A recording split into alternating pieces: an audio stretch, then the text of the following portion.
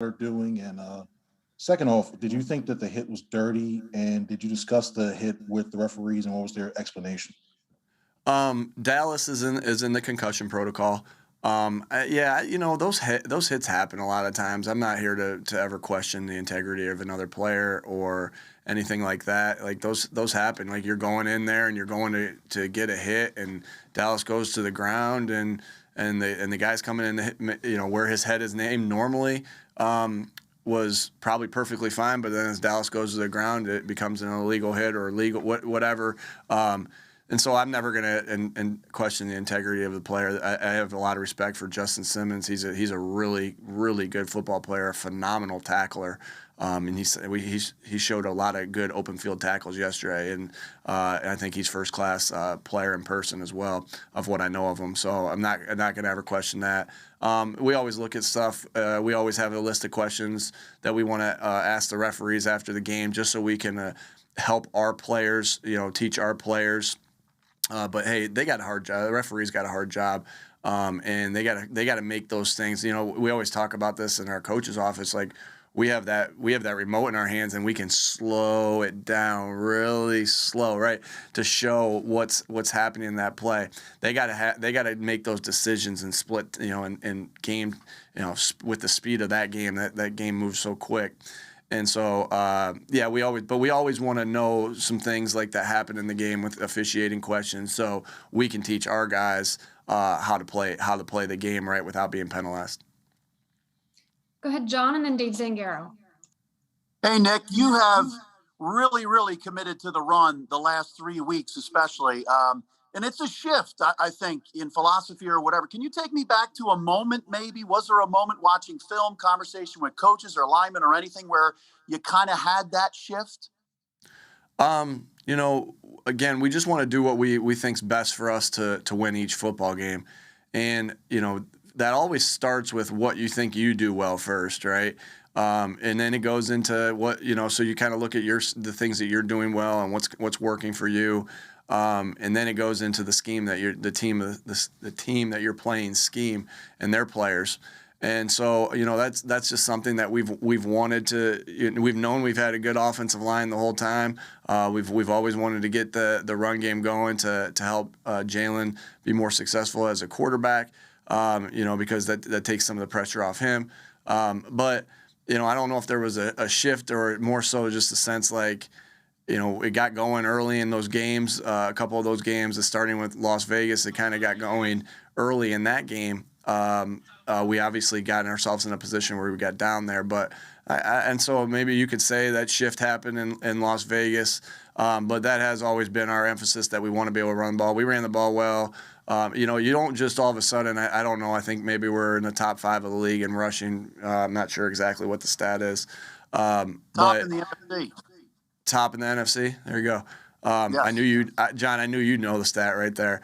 But that just doesn't happen after 3 good games, right? It is the culmination of the entire year. So we felt like we've been running the ball well throughout. I know that we wanted to run it more. That people thought we should run it more.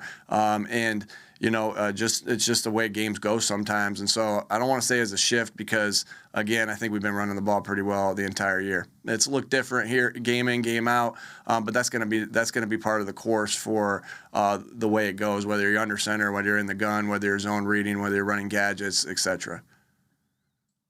Go ahead, Dave, and then Jeff McLean.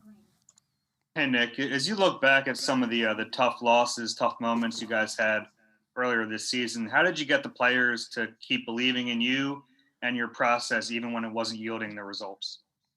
I think what we've talked about before is that when you just kind of when you're talking through things and trying to get through hard times, and just also just your core values and your beliefs, like I don't think what we're saying anything as a coaching staff that's outrageous, right? It's like, okay, the teams that connect a lot do well. Well, yeah, that's pretty obvious, right? The teams that are cohesive teams, they find themselves through tough times. Teams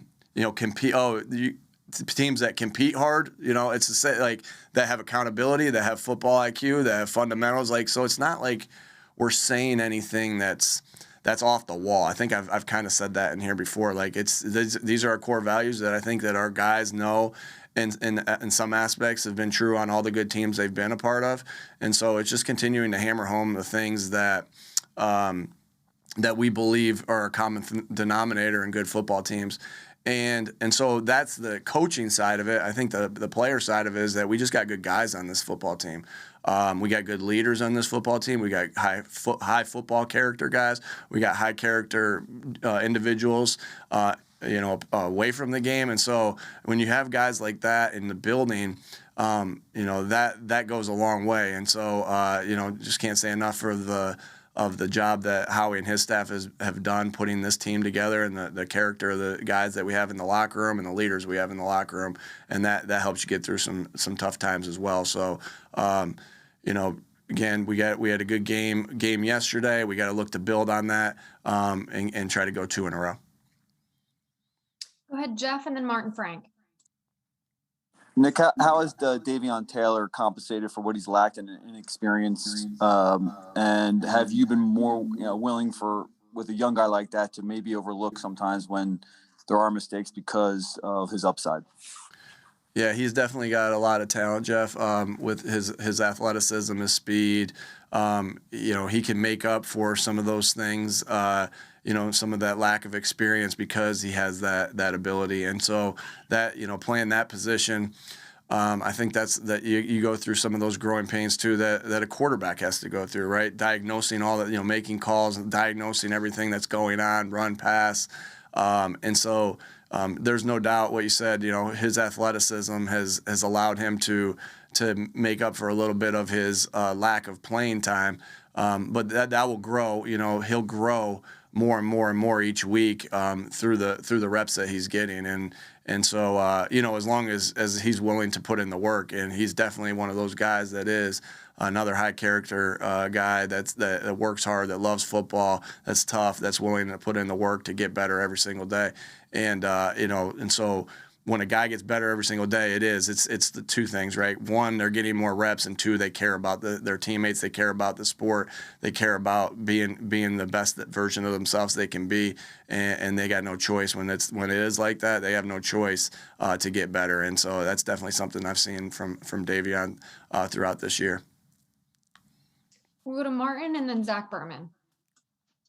And Nick, yesterday you mentioned that Devonta could be like a good player in this league for a long time, and I was wondering if you could expound on that a little bit. I mean, I know you've had a lot of experience with some really good wide receivers. Where do you see Devonta's potential, compared to maybe some of those guys, and how? And I assume he's probably just like scratching the surface for what his true potential can be. Am I right? Yeah, where I see, again, I think it all starts. Forget any physical tools. He's a smart player, and he's tough. You just see that over and over. And I think I've mentioned that before. Like smart and tough guys. Like let's get a lot of those guys, right? Because you can't get on the bus without those guys. So it starts there. His mental makeup of who he is. He's mentally tough. He's physically tough. So it starts with that mental makeup of Devonta, and then you add in the skill, right? Because there's a lot of tough people out there, mentally, physically, but then they don't have the skill to play in this game. He's got a ton of skill. Where I see it is, I think he's just got really solid hands, really good hands. I know he's had a couple drops. I don't know exactly how many he has. I don't think it's a lot, but he's got really solid hands. That's going to be able to make tough catches, and he's just really good. He knows how to attack defenders at a very young age. Like he's seen different looks of how he needs to attack defenders, and then he's just he's really good in and out of the break. I think you saw a couple times yesterday him just drop his weight, be able to transition in and out of breaks to separate to create throws for Jalen to be able to make easy throws. And so those couple things, the obviously the mental makeup of Devonta, and then those physical skills that I just mentioned right there are going to be why he continues to ascend in this league. You know, him playing through, you know, an injury yesterday. You know, that's something that it's a long season in this season in this NFL, and you know, he just. You know, I can't say enough how tough he is to be able to play through things that he has got to play through and go out there and play the type of game he did. And so really happy he's on this football team and look forward to continuing to watch him develop as the season continues. Zach and then Rob Motti. Hey, good afternoon, Nick. With the running backs, you've spoken during the past few months about keeping players fresh, riding the hot hand, but how specifically do you determine that rotation? Is that up to Jamal Singleton during the course of the game, or do you script out a distribution going into the game depending on situations? Yes to both, Zach. Yes to both of those. Again, you do ride the hot hand as you go, and you know as we're calling the game, as Shane and I are calling the game and going through it. That's something that you know is left up to Jamal in a lot of senses, but. And so like, hey, because you know he's got the feel of what's going on in there, but there's also plays on our call sheet, and you know it could be anywhere from 10 to 15 plays out of all the plays on your call sheet. It could be more than that, where you're, hey, I'm in 11 personnel and I want 14 in the game, and so that's dictated out before, you know, or I'm in 12 personnel and I want 24 in the game, and it can be like any of those. So sometimes yes, it's done. Throughout the week, and sometimes it is the feel of the way the game is going. And so, yeah, that's the answer is that we handle it both ways, Zach. So I'm pleased with the way the running back rotation has went. Obviously, we've been running the ball well. We've been running, and it's like, you know, we continue to even out those reps. You know, I think they both had 80 yards or 80 plus yards yesterday, and so it was good to just keep them fresh and keep going. They were running the ball well. Both made a lot of really good runs. But really, what I continue to see this football team do, and it starts with these running backs, is protect the football. Like there's a couple plays that could have went. You know, Jalen gets hit right on that deep ball. Or on a play yesterday, and Jason Kelsey's right there to fall on the ball, right? And then you saw Devonta come across the middle, and he got in some traffic, and he put two hands on the ball, like we always talk about, and what he's practiced 1,000 times. And then what you saw from the backs is, you know, I just really want to point this out with the backs, like. We talk a lot about keeping the ball away from the defense. So, I mean, this is just football 101. If I'm carrying the ball on the left sideline, I want the ball on my left arm so I can use my stiff arm and I can protect the ball if it gets knocked out, and I can protect myself. And you saw Boston do that 2 times in the game yesterday, where he was trying to go right, so he had it put in his right arm. He had to cut back left. He got out of traffic, put in his left arm, was able to use his stiff arm. And then you saw Jordan Howard.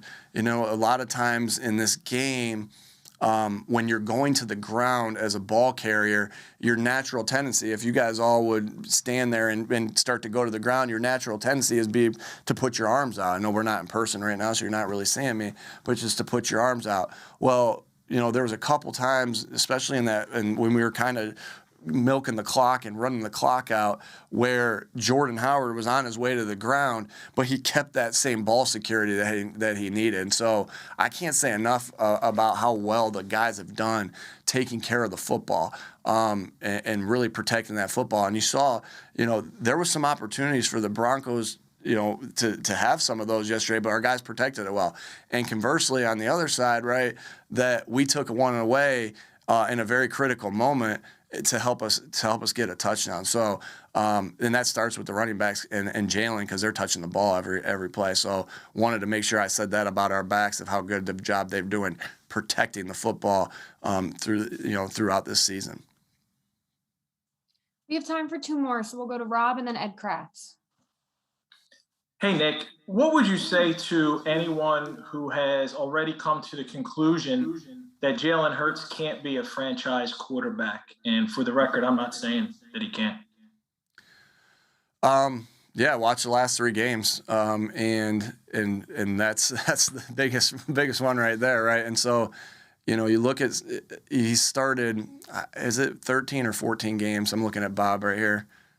14 games now, and so You know, you start that many games, and you know, in the other rookie quarterbacks in this class, again, again, I'm not even really thinking about them, but all the rookie quarterbacks in this class, what are about 10? It's about 10 or 11 or 10 right now, at the most, 9 or 10. And so, like, you know, it just gotta. To me, it's like, well, he's still a rookie, right? He's still in his rookie season, and essentially, if you count the amount of games started, and all I see is improvement every day, and from him, because again, it starts with the type of person that Jalen is, and how much he loves this sport, and how much he loves his teammates, and how tough he is, and he doesn't make the same mistake twice, and so. I just see his arrow completely pointed up. I think we've all seen the way he's played, the way he played yesterday. You know, again, when we got into the second half, we kind of took the air out of it a little bit, and we played a little bit style different the way our defense was playing and the lead that we have. But if you look at that first half of the way he played, he was doing some things yesterday that really were special. The play he made to Dallas Goedert is a big time football play, and I think if you look back and you look maybe 5 weeks ago, I think that he probably tucks that and runs and maybe gets 10, right? Yesterday he stepped up in the pocket, he stepped up with two hands on the football. I mean, and look how good he's done taking care of the football just as far as interceptions and. Fumbles, right? He steps up in the pocket, he rips through, he slides in the pocket, he keeps his eyes down the field, and he delivers a strike across the middle. And so that just, you know, again, I just see him making strides over and over and over again. I mentioned yesterday in the press conference that, you know, we had a shot play called, the one that Devonta scored on, and we actually had that called a couple of times earlier in the drive, and they didn't give us a look that we liked. And Jalen was able to check out of that play and get us into a better play that got us 2 first downs on top of that. And so, you know, again, I just see him making strides in all aspects of his game. And my job here and Jalen's job is to not focus on franchise quarterback moving forward. It's about what can we do today to get us ready for Sunday? And what can we do tomorrow to get us ready for Sunday? And I know I sound like I say this every week, but my message isn't going to change, right? What can we do today to get ready for the next game? I promise you guys, I do know who we play the week after that. I happen to see a schedule today. I don't know who we play the week after that. And so all I'm focused on is how we get this team ready to play for the New Orleans Saints. All right, how do we make the corrections that we missed against the Denver Broncos and get ready for the New Orleans Saints in the process. So I think that's Jalen's mindset. That's my mindset. It's just how we're going to keep getting better each week, and the rest will take care of itself. Go ahead, Ed. Yeah, hey, hi, Nick. Hey. It's pretty easy to see Devonta Smith's improvement. Obviously, he plays a skill position, but someone like Landon Dickerson, what has he brought to the line? You know, the physicality that he plays with. How much has that meant to what's happening with the run game, and how has he gotten better from week 1 till now? Yeah, I think he had a really good game yesterday. We graded him out really well, and he played a really good game. Again, when I haven't met with the team yet. We gave him today off, but he'll be getting a game ball with the rest of the offensive line. Anytime you rush for over 200 yards, that offensive line is going to get a game ball. And so he was a big part of that, obviously. I think he's just getting more and more comfortable with the different looks that he's getting from the defense and the different movements and the speed of the game and the strength of the game. He did a couple nice things. There was our last run of the day yesterday. When we were in that 4-minute, we had to get another first down to end the game. We couldn't take a knee because there was like 2:35 left. You saw him pull around the edge. So we've seen him dominate inside, being able to move.